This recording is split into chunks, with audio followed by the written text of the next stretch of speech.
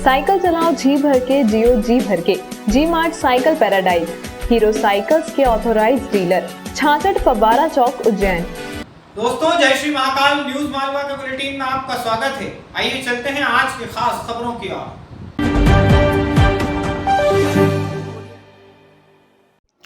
आपदा के बुरे वक्त में अनैतिक कमाई का अवसर लपकने वाले जिन 8 नवयुवकों को रविवार को चिमनगंज मंडी पुलिस और साइबर सेल की टीम ने गिरफ्तार किया था, उन सभी के खिलाफ अब राज्य सुरक्षा कानून के तहत भी कार्रवाई की गई है। संभव है कि इन सभी को बिना जमानत के 1-1 साल के लिए जेल में ही बंद रखा जाए।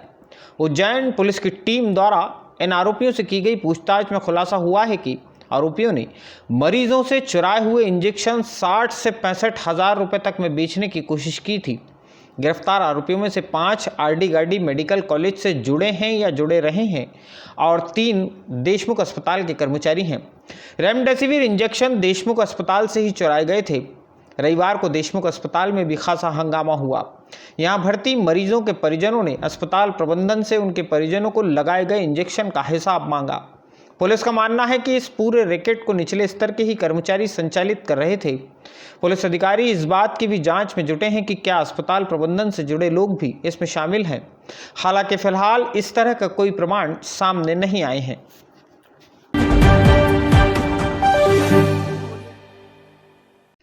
बाजार में हर सामान को अधिक कीमत पर देने वाले चोर, मरीजों को लगने वाले इंजेक्शन गायब कर उन्हें 60-60 हज़ार रुपये में बेचने वाले चोर और इन चोरों के बाद अब तीसरे तरह के चोर भी हमारे अपने शहर में सामने आए हैं। ये हैं ऑक्सीजन चोर। शहर में समाज सेवा के कार्यों से जुड़ी संस्था माय हार्ट ग्रुप के वीडी मार्केट स्थित कार्यालय के बाहर से 4 चोरों ने ऑक्सीजन ही चुरा ली है। संस्था के सदस्य और पत्रकार नासिर बेलिम के अनुसार पिछले कुछ दिनों से जरूरतमंद लोगों से बिना कोई शुल्क लिए ऑक्सीजन सिलेंडर मुहैया कराने का काम जारी है। जरूरतमंद लोगों को देने के लिए पीथमपुर से 10 सिलेंडर रिफिल कर मंगवाए गए थे। सोमवार तड़के 4 से 5 बजे के बीच 4 लोग 7 खाली सिलेंडर लेकर दोपहिया वाहनों से पहुंचे, नोजल लगाकर अपने लाए सिलेंडर में गैस रिफिल की और चंपत हो गए। आशंका है कि इन चोरों ने चुराई हुई ऑक्सीजन गैस जरूरतमंद लोगों को ऊंचे दाम पर बेच दी हो। माय हार्ट ग्रुप के कार्यालय के बाहर लगे क्लोज सर्किट कैमरा में इन चोरों की तस्वीर भी कैद हुई है।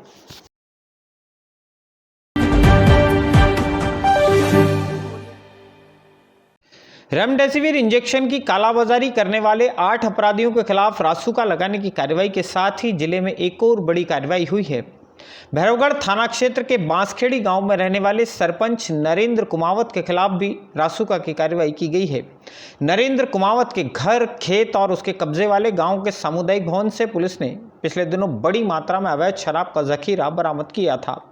पुलिस की कार्रवाई के बाद से ही नरेंद्र कुमावत फरार चल रहा था। उसकी गिरफ्तारी पर एसपी सत्येंद्र कुमार ने 10,000 रुपये का इनाम घोषित किया हुआ था। नरेंद्र कुमावत को रविवार शाम गिरफ्तार कर लिया गया। एक भाजपा नेता के जरिए उसके थाने में पेश होने की भी जानकारी सामने आई है। हालांकि इस तथ्य की पुष्टि नहीं हो सकी है।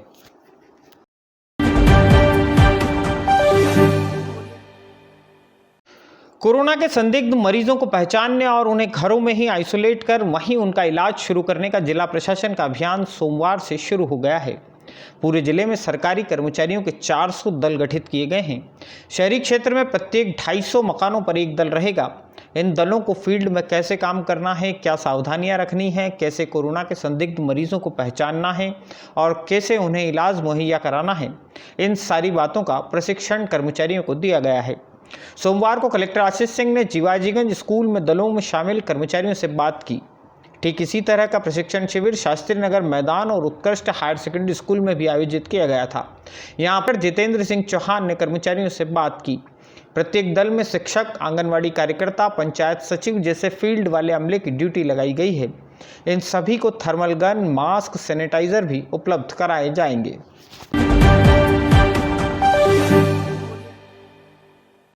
आइए अब नजर डाल लेते हैं कोरोना संक्रमण के ताज़ा मामलों की।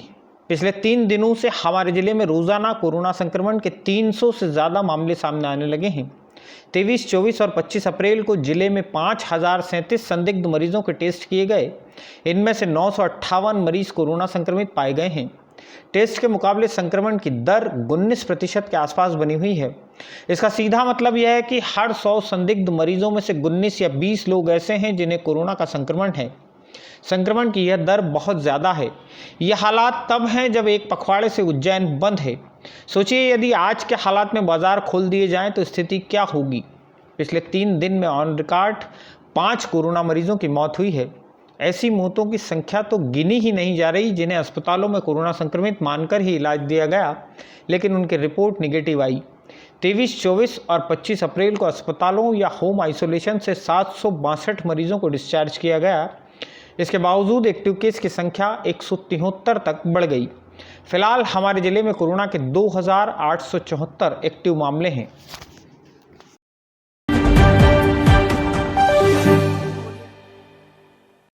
आंकड़े बता रहे हैं कि संक्रमण न केवल शहर बल्कि गांव में भी तेजी से फैला है। जिले की हर तहसील से कोरोना के केस सामने आ रहे हैं। शादियों में 5 लोग भी इकट्ठा नहीं हो पा रहे। अंतिम संस्कारों में 10 से ज़्यादा लोग ढूंढे नहीं मिल रहे। लेकिन जिले में कुछ जगह ऐसी हैं जहां सोमवार से खूब भीड़ लगना शुरू हो गई है। ये जगह है बैंक। आप सोमवार दोपहर को उन्हेल में एक बैंक के बाहर लगी भीड़ के फुटेज देखिए। यहाँ आपको किसी तरह का सोशल डिस्टेंसिंग नहीं दिखेगा। दरअसल पिछले दिनों समर्थन मूल्य पर जिले में जिन किसानों से गेहूं की खरीदी हुई थी उनका भुगतान अब खातों में आना शुरू हो गया है। इसी वजह से बैंकों के बाहर पैसे निकालने वालों की भीड़ जुटने लगी है। दोस्तों, यदि आपको हमारा बुलेटिन पसंद आता है तो इसे लाइक और शेयर जरूर कीजिएगा। आपके सुझाव का भी हमें इंतजार रहेगा। कल फिर हाजिर होते हैं, मुझे आज्ञा दीजिए। जय श्री महाकाल। वाह, ताजगी का दूसरा नाम फेमस गोल्ड टी।